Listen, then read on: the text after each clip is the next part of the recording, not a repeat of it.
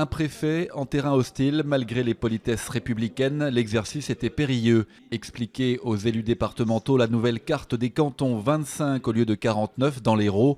Un redécoupage avait pourtant été proposé par le Conseil général, finalement rejeté par l'État, qui a modifié les contours de 22 futurs cantons sur 25.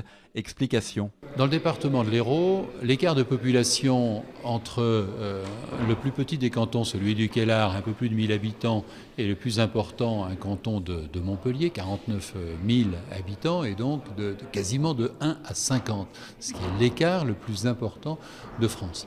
Le redécoupage que nous proposons réduit de 1 à 1,5 la dimension de ces cantons. Et s'ajoute à cette redéfinition cantonale, bien évidemment, le respect du principe constitutionnel de parité. Un binôme homme-femme pour chaque canton, c'est l'autre mesure phare de la réforme. Mais ce matin, c'est la carte électorale de l'Hérault modifiée par le ministère de l'Intérieur qui a alimenté la colère des élus et en particulier celle du président du Conseil général. De qui se moque-t-on?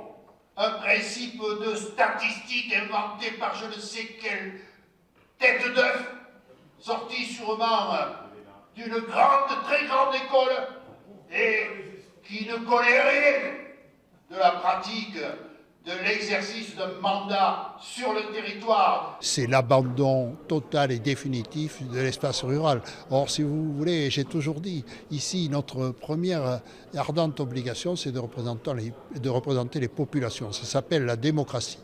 Oui, mais nous avons aussi une particularité. Les départements doivent représenter aussi les territoires. 44 des 49 conseillers généraux ont finalement rejeté à main levée le nouveau découpage des cantons héraultais.